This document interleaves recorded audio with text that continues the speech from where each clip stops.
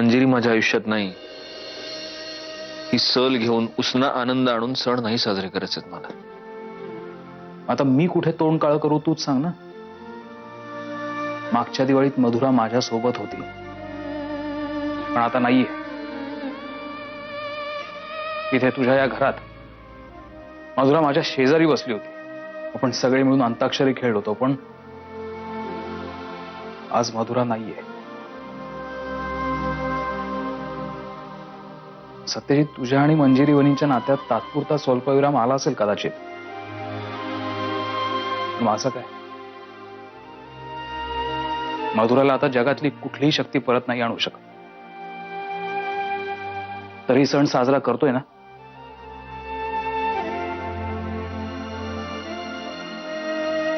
I sorry यार विहंग, माझ्या लक्षातच नाही आलं की आय सॉरी. अशा गोष्टी लक्षात न येणं बरं असतं कधी कधी. सुरुवातीचे दिवस माझ्यासाठी खूप कठीण गेले, पण मग ठरवलं की एकटं नाही राहायचं, कारण या एकटेपणाचा खूप त्रास होतो. आजही घरी गेलो, एकटाच होतो. लोकांच्या दारांना तोरणं दिसली, त्यांच्या घरातून रोषणाई दिसली. कुठून तरी चकली चिवड्याचा वास आला आणि पण मग या एकटेपणाची जाणीव आणखीनच वळावली. म्हटलं ग्लासमध्ये दारू भरून एकटेपणा वाढवण्यापेक्षा माणसात जाऊया, म्हणून गाडी काढली आणि डायरेक्ट तुझ्या घरी आलो. सत्यजित, आपली औषधं आपणच शोधायची असतात. मला कळतंय विहंग,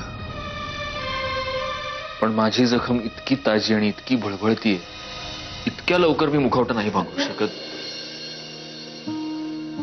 सॉरी, तुम्ही काही महत्वाचं बोलत होता का?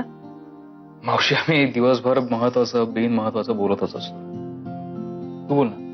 काही नाही, मी हे सांगायला आले होते की मंजुषाने असा गरम गरम चकल्यांचा पहिलाच घाणा काढलेला. काय म्हणणं आहे तुझं?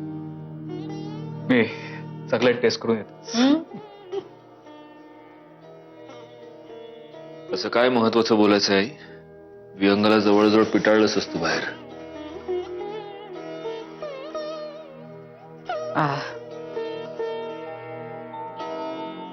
सध्या प्रियाची लग्नानंतरची पहिलीच दिवाळी.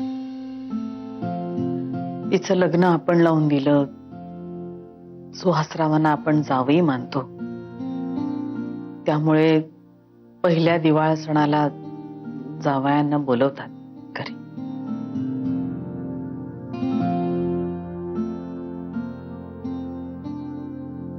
मला नेमका पेच पडलाय की प्रियाच्या बाबतीत काय करायचं. आता ती लोक परदेश किंवा दिल्ली इथं असते तर त्यांना बोलवायचा काही प्रश्नच नव्हता, पण पुण्याला असून न बोलावणं म्हणजे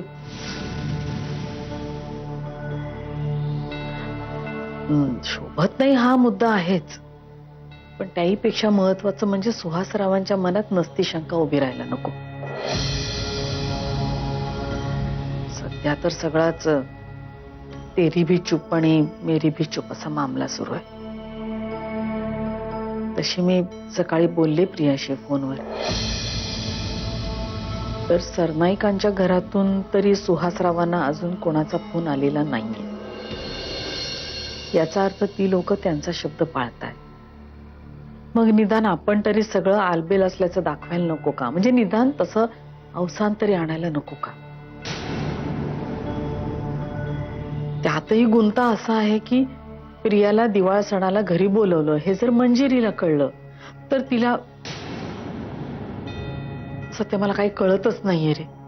तू सांग, तू सांगशील तसं मी करेन.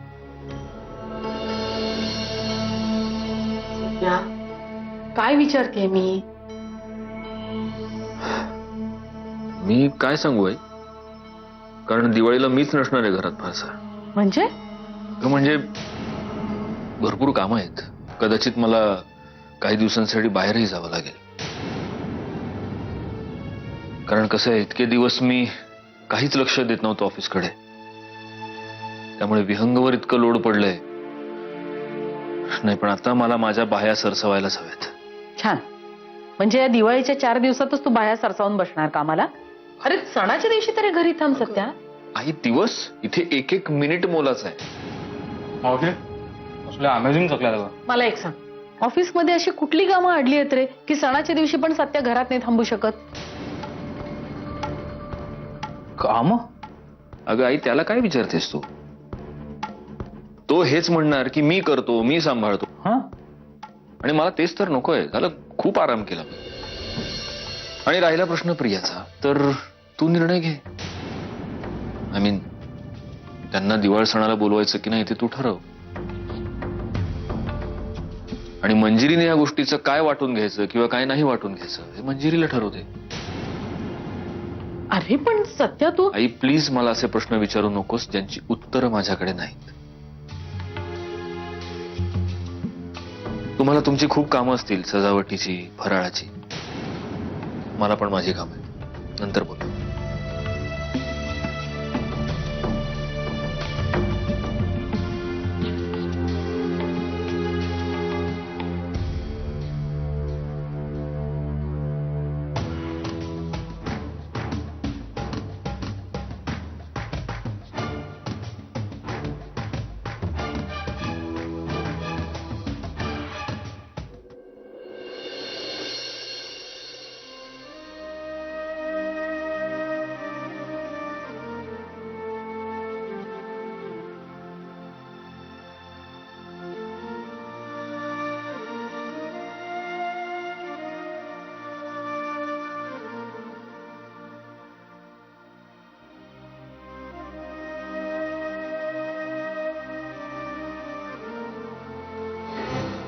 मंजिरी,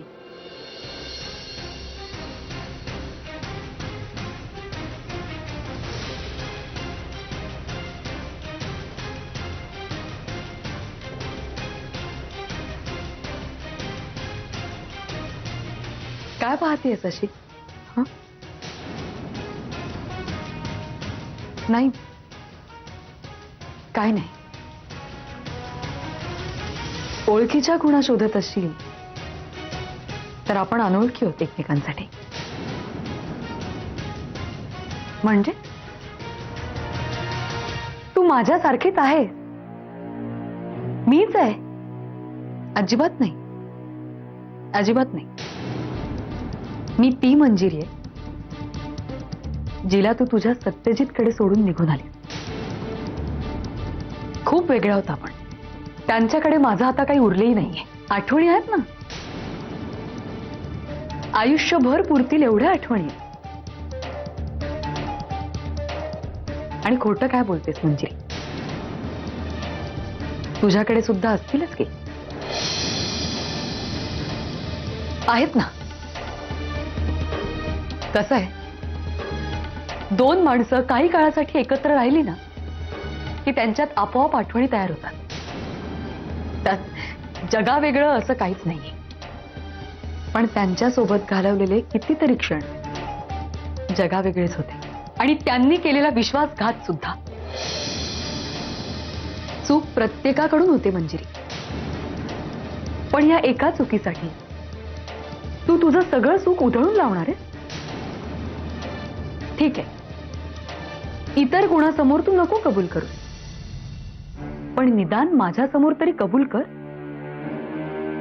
सत्यजित आयुष्यात असताना तू खरंच खूप सुखी होतीस. तू खूप खुश असायचीस, हसायचीस, आनंदी असायचीस, समाधानी असायचीस. पण त्यांनीच मला रडवलं सुद्धा. तुम्हा दोघांमध्ये संशयाचं जळमट असताना. पण आता तर तसं काहीच उरलं नाही. आशिष कडून खरं कळल्यानंतर त्यांनी पाय धरले होते तुझे. त्यानंतर फक्त सुख उरलं होतं तुमच्या संसारात. सुख आणि फसवणूक. ही अशी फसवणूक फसवणूक म्हणून किती दिवस रडत बसणार आहेस? किती दिवस तू अशी तुझ्या वडिलांकडे पडून राहणार आहेस? आणि किती दिवस शुभ्राला तिच्या वडिलांच्या प्रेमापासून पारखं ठेवणार आहेस?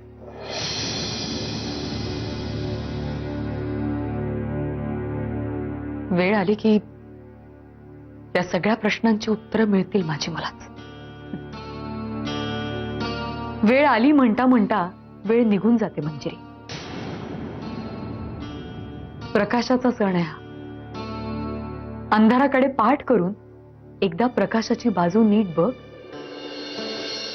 तुझं जग झगमगून उठेल पूर्वीसारखं.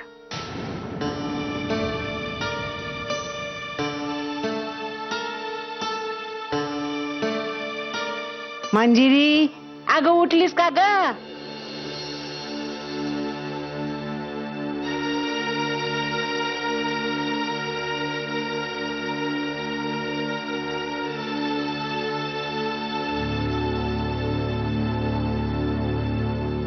मंजिरी, अगं चल, शुभ्राची पहिली दिवाळी नाही का? अगं चांगलं बदामाचं तेल लावून मालिश करून आंघोळ घालते तिला. चल चल. हो तुम्ही वा पुढे, मी आले. बर.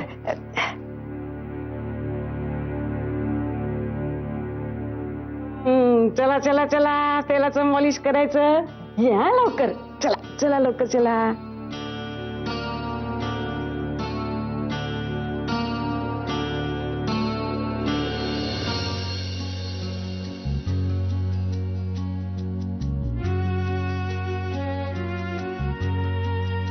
आई अंबे, खर तर हा हक्क माझा नाही, हा हक्क घरच्या लक्ष्मीचा. पण सध्या तीच या घरावर रुसलीये. मला या घरानं धीर दिला. आजपर्यंत आयुष्यात जर काही पुण्य केलं असेल तर त्याच्या बदल्यात ह्या घरासाठी सुख मागते. या दिवाळीत ह्या घरातला दुःखाचा काळोख संपवून टाक.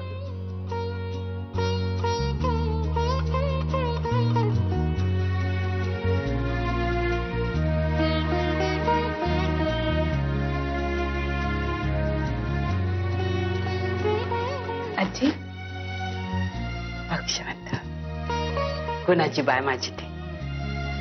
ज्या घरात जाशीला त्या घरात पंथीसारखी तेवत राशीला बघ. आजी, काय बोलताय तुम्ही? काय बोलले म्या? बरोबरच बोलले. आता सत्याला सांगणार आहे म्या. बहीण मानतोस ना हिला, मग आता बहिणीचा संसार थाटायचा विचार कर.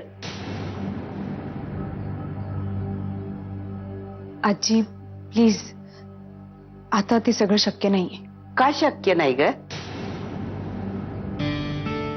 तरणी ताठी पोर हायस, गुणी हायस, सुंदर हायस, मग तटलंय कुणीकडं? नशीब, ते कुठून आणू? नशिबाचं दान जसं उलट पडतंय नव पोरी, तसं सुलट बी पडतंय. आणि माझी खात्री आहे, तू ज्याच्या घरात जाशीला नव त्याचं नशीब फळफळेल बघ. नाहीतर दिवाळी झाल्यानंतर मॅच बघते की तुझ्यासाठी. आजी,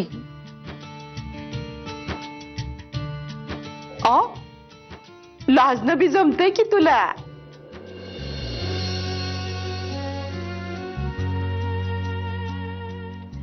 आलीच मी.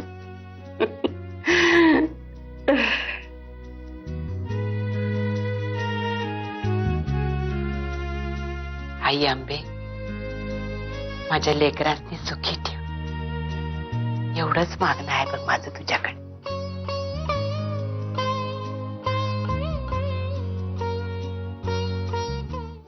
दादा!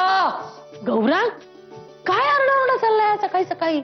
आई, बरं झालं तू तरी सापडलीस. का? अगं हे काय, कोणच नाही, मी सगळ्यांना बघ सत्या देवळात गेलाय अंबाबाईच्या. मंजुषा देव घरामध्ये आहे, दिवा लावतीये. अगं हे काय चाललंय? आपल्या घरातील लोक एवढी धार्मिक कधीपासून झालीत? अरे दिवाळी आहे. बरं, चारू आत्या कुठे? त्या साडी कुठली नेसायची ते ठरवत असतील. घ्या, म्हणजे दिवाळी जाईल आणि संक्रांत येईल तिथपर्यंत तरी ठरेल का? बरं तेही जाऊ दे, नेत्रा कुठे आहे? मला नाही माहिती. हे काय आले? फटाके फोडून झाले असतील तर या फराळ करून घ्या पटकन. चला. हा, टायमिंग. या टायमिंग साठी तुला फुल मार्क्स आहेत नेत्रा. अरे वा, हो, हो. फराळ आला. गौऱ्या, 15 दिवस उपाशी असल्यागत फराळावर तुटून पडू नगत. बाकीच्यांसाठी बी ठेव. झाले डोंबडे मारून? आज्जे, जो हाजीर तो वजीर. आई या ना तुम्ही पण फराळ करून घ्या. नको, मी घेईन नंतर. का ग फराळाला का नाही म्हणतीस? माझी इच्छा नाहीये सासूबाई. आता बस इथं. गुमान बस म्हणती नवा. बस. अन गौऱ्या, मला जरा मंजिरीला फोन लावून देतोस?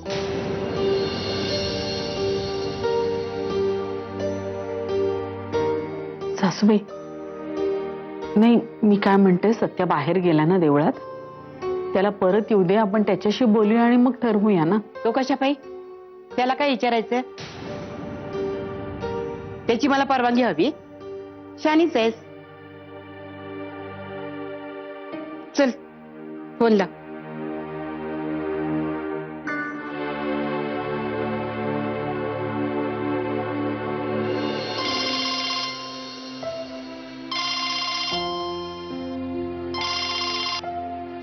हॅलो. हा कोण? मंजिरी नाही का तिथं? मंजिरी तिच्या बाबांसोबत देवळात गेली या. कोण घरीच राहिला? आपण कोण? मी तिची आजी सासूबाई बोलते.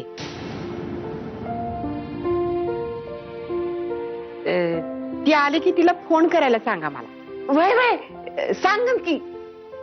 आपण कोण म्हणायचं? म्या पूर्णा बाजीराव सटपा. इथंच असतीये ना मग शुभ्राला सांभाळाया. असं वय. पूर्णाबाई, तुम्हाला दिवाळीच्या शुभेच्छा. हा, तुम्हाला बी. तेवढं लक्षात ठेवा, जरा मंजिरीला सांगा मला फोन करायला. काय? वय वय. हा.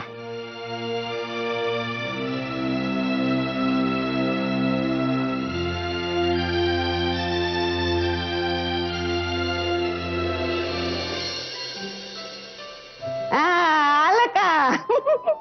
कसं झालं दर्शन? खूप छान. शुभ्राला तर गुरुजींनी देवीच्या पायाशीच नेलं होतं. अरे वा, पुण्यवान आहे बघ तुझी लेक. मंजिरी, तुझा फोन इथंच राहिला होता ना? अरे हो, फोन आला नाही ना कुणाचा? वय तर तुझ्या आजी सासूबाईंचा फोन होता.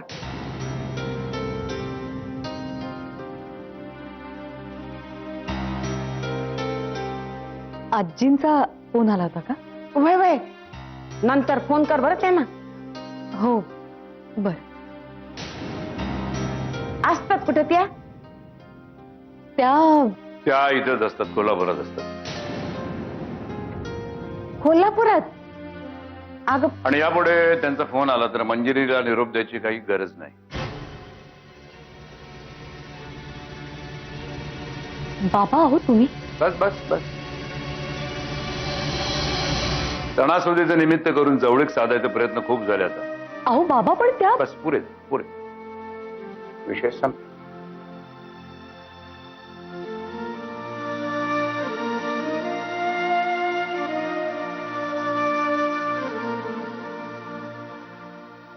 झोपली वय शुभ्रा? मी फरायचं बघते. हा? घे, मोबाईल घे तुझा.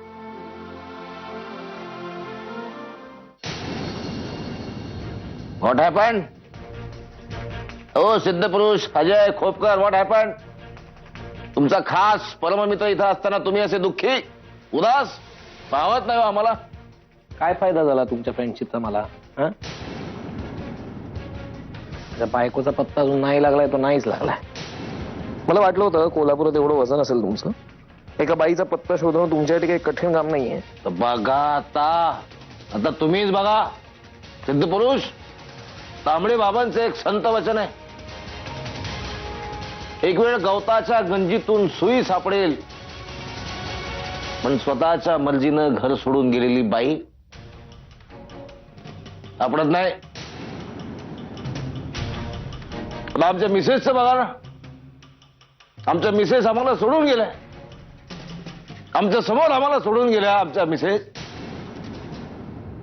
त्या कुठे राहतात आम्हाला माहित आहे, पण सिद्धपुरुष आम्ही काय करू शकतो? आत्ताच्या घडीला आम्ही काहीही करू शकत, पण योग्य वेळ आले की आम्ही त्यांची यथेच्छ पूजा बांधणार आहोत. अगदी साखर संगीत. असो असो असो असो, दुःखाला कवटाळण्यात काही अर्थ नसतो. अशा वेळेस एकच रामबाण उपाय, मनोरंजन. स्वतःचं मनोरंजन करायचं. संख्ये या नावातच मनोरंजन आहे बघा. आता मी संख्ये यांच्या तोंडात अग्निबाण कोंबून ते उडवण्याचं प्रात्यक्षिक तुम्हाला दाखवणार. याच्यामध्ये अग्निबाण उडवण्याचं प्रात्यक्षिक कमी आणि दुसऱ्याच्या दुःखात आपण सुख कसं शोधतो त्याचं जास्त आहे. थोडा गौर फरमाइये. मला दिवाळीला मला गावाला जायचंय. गावाला जायचंय ना, मला परगावाला जायचंय. तुम्हाला बोनस हवाय ना, तो देणार, डबल देणार. आता हे प्रात्यक्षिक, हे धरा. ओठात नाही, दातात धरा. होल्ड राहतो असं. आहे काही हातात? काही आहे पेटवायला हातात? काहीच नाही हातात. मग घ्यावं लागेल. सगळं इथं नको, बाहेर जाऊन करा तुम्ही. काय नाही, काय लगेच होईल. अहो घरात. हा अगदी अगदी बरोबर, अगदी बरोबर. म्हणजे ह्यांचं जे काही बरं वाईट व्हायचंय ना ते आपल्या घराच्या बाहेर होईल. म्हणजे आपल्यावर काही येणार नाही. बाहेर जाऊ आणि पेटू असं लगेच. हे आजे कानावर काय हात ठेवते? ते काय आवाजाचे फटाके? चल या अनार लावूया. नाही ये ना. नाही रे बाबा, ते अनार लावल्यानंतर मला 2 पायावर पळता यायचं नाही.